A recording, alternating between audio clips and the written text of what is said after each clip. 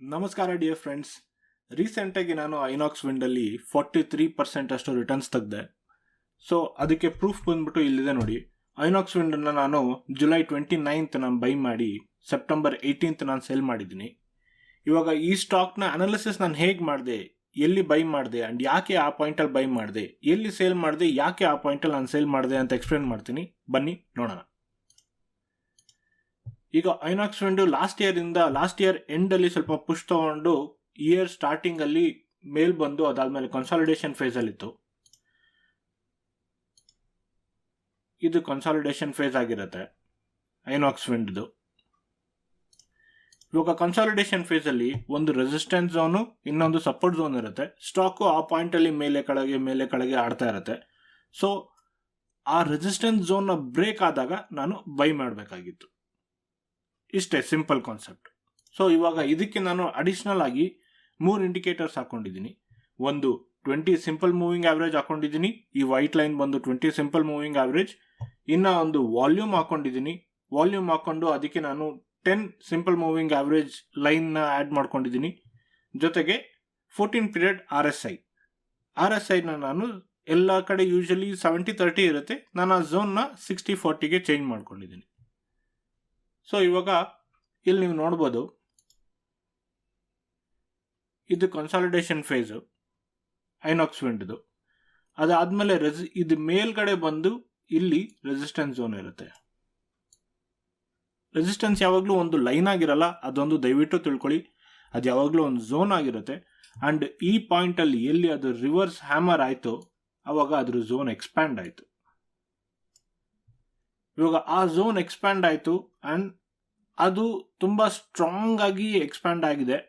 And next day ಒಂದಷ್ಟು ಜನ profit book ಮಾಡಿದ್ದಾರೆ. ಹತ್ತತ್ರ 9 ಕೋಟಿಯಷ್ಟು ಜನ ಟ್ರೇಡ್ ಮಾಡಿದ್ದಾರೆ, ಅಂದರೆ ಪ್ರಾಫಿಟ್ ಬುಕ್ ಮಾಡ್ಕೊಂಡಿದ್ದಾರೆ. ಆ್ಯಂಡ್ ಅವತ್ತು ಗ್ಯಾಪ್ ಡೌನ್ ಕೂಡ ಆಗಿದೆ. ಸೊ ಈ ರೆಸಿಸ್ಟೆನ್ಸ್ ಝೋನು ತುಂಬ ಸ್ಟ್ರಾಂಗ್ ಆಗಿದೆ. ಆ್ಯಂಡ್ ಈ ರೆಸಿಸ್ಟೆನ್ಸ್ ಝೋನ್ನ ಬ್ರೇಕ್ ಮಾಡ್ತು ಮೇಲ್ಗಡೆಗೆ ಅಂದರೆ ಸ್ಟಾಕ್ ಮೇಲ್ಗಡೆ ಹೋಗೋದು ಅಂತೂ ಗ್ಯಾರಂಟಿ ಅನ್ನೋದು ನನ್ನ ಮೈಂಡ್ಸೆಟ್ ಆಗಿತ್ತು.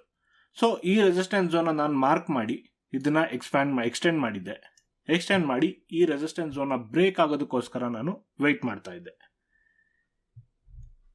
ಇವಾಗ ಹಾಗೆ ಮುಂದೆ ಹೋಗ್ತಾ ಡೌನ್ ಟ್ರೆಂಡ್ ಇಂದ ಅಪ್ ಟ್ರೆಂಡ್ ಶುರು ಆಯಿತು.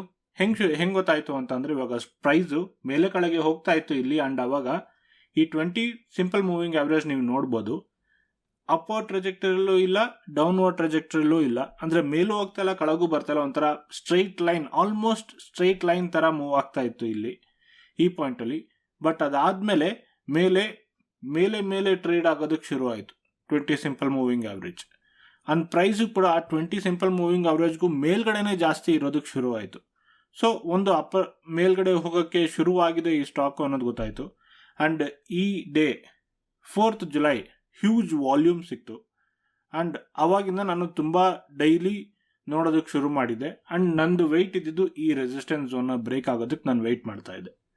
ಸೊ ಇದಾದ್ಮೇಲೆ ಹಾಗೆ ಹೋಗ್ತಾ ಮತ್ತೆ ಮೇಲ್ಗಡೆ ಹೋಗಿ ಕೆಳಗಡೆ ಬಂದು ಮತ್ತೆ ಅದರ 20 ಮೂವಿಂಗ್ ಆವ್ರೇಜ್ನ ಸಪೋರ್ಟ್ ತೊಗೊಂಡು ಮತ್ತೆ ಮೇಲ್ಗಡೆ ಹೋಯಿತು. ಆ್ಯಂಡ್ ಈ ಸರಿ ಹೋದಾಗ ಆ ರೆಸಿಸ್ಟೆನ್ಸ್ ಝೋನ್ನ ಬ್ರೇಕ್ ಆಯಿತು. ಆ ರೆಸಿಸ್ಟೆನ್ಸ್ ಝೋನ್ನ ಬ್ರೇಕ್ ಆದಾಗ ನಾನು ಎಂಟ್ರಿ ತೊಗೊಂಡೆ. ಇಲ್ಲಿ ಎಂಟ್ರಿ ತೊಗೊಂಡು ನನ್ನ ಇನಿಷಿಯಲ್ ಸ್ಟಾಪ್ ಲಾಸ್ ಬಂದು ಪ್ರೀವಿಯಸ್ ಸ್ವಿಂಗ್ ಲೋ ಆಗಿತ್ತು ಇಲ್ಲಿ.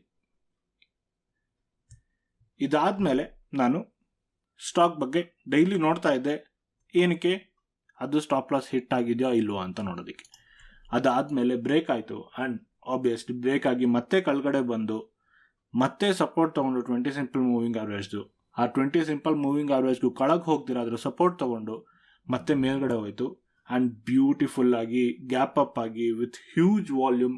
ಆ್ಯಂಡ್ ಅದು ಕನ್ಫರ್ಮ್ ಆಯಿತು. ಆ್ಯಂಡ್ ಇದು ಅಪ್ವರ್ಡ್ ಟ್ರೆಜೆಕ್ಟರಿಲಿದೆ, ನೆಕ್ಸ್ಟು ತುಂಬ ಚೆನ್ನಾಗಿ ಮೇಲ್ಗಡೆ ಹೋಗುತ್ತೆ ಅನ್ನೋದು ಒಂದು ಕನ್ಫರ್ಮೇಷನ್ ಸಿಕ್ತು.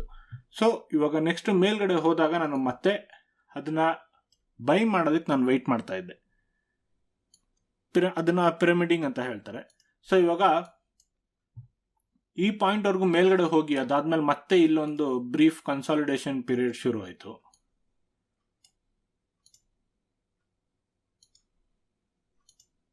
ಬಟ್ ಆದರೆ ಕನ್ಸಾಲಿಡೇಷನ್ ಆಗ್ತಿರುವಾಗ 20 ಮೂವಿಂಗ್ ಆವ್ರೇಜ್ ಮೇಲ್ಗಡೆ ಪಾಯಿಂಟ್ ಆಗ್ತಾ ಇದೆ. ಸೊ ಈ ಕನ್ಸಾಲಿಡೇಷನ್ ಆಗುವಾಗ ಯಾವಾಗ ಪ್ರೈಸು ಆ 20 ಸಿಂಪಲ್ ಮೂವಿಂಗ್ ಆವ್ರೇಜ್ಗೂ ತುಂಬ ಹತ್ತಿರ ಬರುತ್ತೋ ಅದ್ರದ್ದು ಸಪೋರ್ಟ್ ತಗೊಂಡು ಮತ್ತೆ ಮೇಲ್ಗಡೆ ಹೋಗೋದಕ್ಕೆ ಶುರು ಆಗುತ್ತೆ.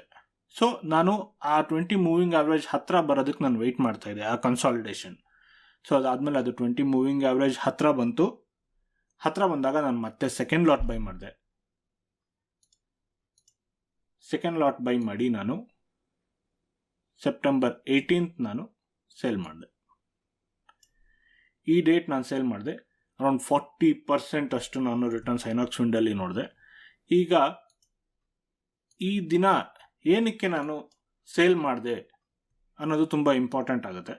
ಇವಾಗ ನಾನು ಈ RSI ಏನಿದೆ, RSIನ ಫಾರ್ಮೇಷನ್ ಮೇಲೆ ನಾನು ಎಕ್ಸಿಟ್ ಆಗಿದ್ದು. ಇವಾಗ ಇದು ಒಂದು ಕ್ಯಾಂಡಲ್ ಅಂದಿದು ಡೋಜಿ ಆಗಿದೆ. ಅಂಡ್ ಅದಕ್ಕೂ ಹಿಂದಿನ ಹೈ ನೋಡಿದ್ರೆ ಇದು ಹೈ ಆಗುತ್ತೆ. ಅದಕ್ಕಿಂತ ಹೈಯಲ್ಲಿ RSI ಇದ್ದಿದ್ದು 76, ನೀವು ಇಲ್ಲಿ ನೋಡ್ಬೋದು 76 ಆಗಿರುತ್ತೆ. ಅಂಡ್ ಅದರ ನೆಕ್ಸ್ಟ್ ಕೆಳಗೆ ಬಂದು ಮತ್ತೆ ಮೇಲ್ಗಡೆ ಬಂದಾಗ RSIನ ಹೊಸ ಹೈ 69. ಅಂದರೆ ನೀವು ಇಲ್ಲಿ ಲೈನ್ ಹಾಕಿ ನೋಡ್ಬೋದು. ಇವಾಗ ಇದು ಹೈ, ಇಲ್ಲಿಂದ ಇಷ್ಟೇ ಕೆಳಗಿರೋದು. ಬಟ್ ಆದರೆ RSI ಅಲ್ಲಿ ಅದರ ಟ್ರಜೆಕ್ಟರಿ ತುಂಬ ಡೌನ್ವರ್ಡ್ ಇರುತ್ತೆ. ಅಂಡ್ ಇಲ್ಲಿ ಅದರ ಮೊಮೆಂಟಮ್ ಡೌನ್ ಆಗಿದೆ. ಅಂಡ್ ರಿವರ್ಸ್ ಡೈವರ್ಜೆನ್ಸ್ ಜನರೇಟ್ ಆಗಿದೆ ಇಲ್ಲಿ ಅನ್ನೋದೊಂದು ಕನ್ಫರ್ಮೇಷನ್ ಸಿಗುತ್ತೆ. RSI ರಿವರ್ಸ್ ಡೈವರ್ಜೆನ್ಸ್ ಅಂತ ಹೇಳ್ತಾರೆ ಇದನ್ನ. ಇವಾಗ ಸ್ಟಾಕ್ ಪ್ರೈಸ್ ಮೇಲೆ ಹೋಗ್ತಾ ಇರುತ್ತೆ. ಬಟ್ RSI ಪ್ರೀವಿಯಸ್ ಹೈಗೂ ಮೇಲ್ಗಡೆ ಅಥವಾ ಅದರ ಹತ್ರ ಹೋಗಲ್ಲ, ಅದಕ್ಕೂ ಕೆಳಗೆ ಹೋಗ್ತಾ ಹೋಗುತ್ತೆ. ಅದ್ರದ್ದು ಮೂವ್ಮೆಂಟು ಸ್ಲೈಟ್ಲಿ ಆಫ್ ಇರುತ್ತೆ. ಸೊ ಅವಾಗ ಅದ್ರ ಮೂಮೆಂಟಮ್ ಕಳ್ಕೊಂಡಿದೆ. ನೆಕ್ಸ್ಟ್ ಅದು ಕೆಳಗೆ ಬರೋದಕ್ಕೆ ಶುರು ಆಗುತ್ತೆ ಅನ್ನೋದು ಒಂದು ಕನ್ಫರ್ಮೇಷನ್ ಸಿಗುತ್ತೆ. ಸೊ ಅದಕ್ಕೆ ನಾನು ಈ ಪಾಯಿಂಟಲ್ಲಿ ನಾನು ಎಕ್ಸಿಟ್ ಆದೆ. ಈ ಡೇಟ್ ನಾನು ಎಕ್ಸಿಟ್ ಆಗಿ ನಾನು 43% ಅಷ್ಟು ಬುಕ್ ಮಾಡಿದೆ. ಇವಾಗ ಎಂಟ್ರಿ ಪಾಯಿಂಟಿಗೆ ನೀವು ಇನ್ನೂ ಒಂದು ಗಮನಿಸಬೇಕು. ನಾನು ಇವಾಗ ಇಲ್ಲಿ ಎಂಟ್ರಿ ಪಾಯಿಂಟಲ್ಲಿ ಬರೀ ಇದು ಬ್ರೇಕ್ ಆದಾಗ ನಾನು ಎಂಟ್ರಿ ಆದೆ, ಹೌದು. ಬಟ್ ಆದರೆ ಇನ್ನೂ ಒಂದು RSIನೂ ಕೂಡ ನೀವು ಕನ್ಫರ್ಮೇಷನ್ ಹೇಗೆ ತಗೋಬೋದು ಅಂತ ಅಂದರೆ, ಈ ಬ್ರೇಕ್ ಆದಾಗ, ಈ ರೆಸಿಸ್ಟೆನ್ಸ್ ಫೇಸ್ ಬ್ರೇಕ್ ಆದಾಗ RSI 60 ಅಂಡ್ ಎಬೋವ್ ಇತ್ತು ಅಂತಂದರೆ ನೀವು ಆರಾಮಾಗಿ ಬೈ ಮಾಡ್ಬೋದು. ಅಂದರೆ ಮೊಮೆಂಟಮ್ ಚೆನ್ನಾಗಿದೆ, ಅದು ಮೇಲ್ಗಡೆ ಹೋಗೋದು ಸಾಧ್ಯತೆ ತುಂಬ ಇದೆ ಅಂತ ಹೇಳಿ ಅರ್ಥ. ಸೊ 60 ಅಂಡ್ ಎಬೋವ್ ಇದೆ ಅಂತ ಅಂದರೆ ನೀವು ಬೈ ಮಾಡಿ ಅದರ ರೈಡ್ನ ಆರಾಮಾಗಿ ಅನುಭವಿಸ್ಬೋದು. ಸೊ ಇಷ್ಟೇ ಈ ಪ್ರಾಫಿಟ್ ಬುಕ್ಕಿಂಗ್, ಐನಾಕ್ಸ್ ವಿಂಡ್ನ 40% ಪ್ರಾಫಿಟ್ ಬುಕ್ಕಿಂಗ್ ಬಗ್ಗೆ ವಿಡಿಯೋನ ಮಾಡ್ತಿರೋದು. ಇವಾಗ ಈ ನಾನು ಸ್ಟ್ರಾಟಜಿ ಹೇಳಿದ್ರಲ್ಲಿ ನಿಮ್ಗೆ ಯಾವ ಕಾನ್ಸೆಪ್ಟ್ ಬಗ್ಗೆ ನಿಮ್ಗೆ ಈ ಸ್ಟ್ರಾಟಜಿನ ಇನ್ನೂ ನೀಟಾಗಿ ಎಕ್ಸ್ಪ್ಲನೇಷನ್ ಬೇಕು, ಅಥವಾ ಸಪೋರ್ಟ್ ಆ್ಯಂಡ್ ರೆಸಿಸ್ಟೆನ್ಸ್ ಬಗ್ಗೆ ಬೇಕು, RSI ಬಗ್ಗೆ ಬೇಕು, ಅಥವಾ ವಾಲ್ಯೂಮ್ನ ಹೇಗೆ ಯೂಸ್ ಮಾಡಬೇಕು ಅನ್ನೋದೆಲ್ಲ ಬೇಕು ಅಂತ ಅಂದರೆ ದಯವಿಟ್ಟು ವಿಡಿಯೋದಲ್ಲಿ ಕಮೆಂಟ್ ಮಾಡಿ ತಿಳಿಸಿ. ಈ ವಿಡಿಯೋ ಇಷ್ಟ ಆಗಿದ್ದರೆ ದಯವಿಟ್ಟು ಒಂದು ಲೈಕ್ ಕೊಡಿ, ಚಾನಲ್ನ ಸಬ್ಸ್ಕ್ರೈಬ್ ಮಾಡಿ, ಪ್ರೋತ್ಸಾಹಿಸಿ. ಧನ್ಯವಾದ. ಹೋಗಿ ಬರ್ತೀನಿ.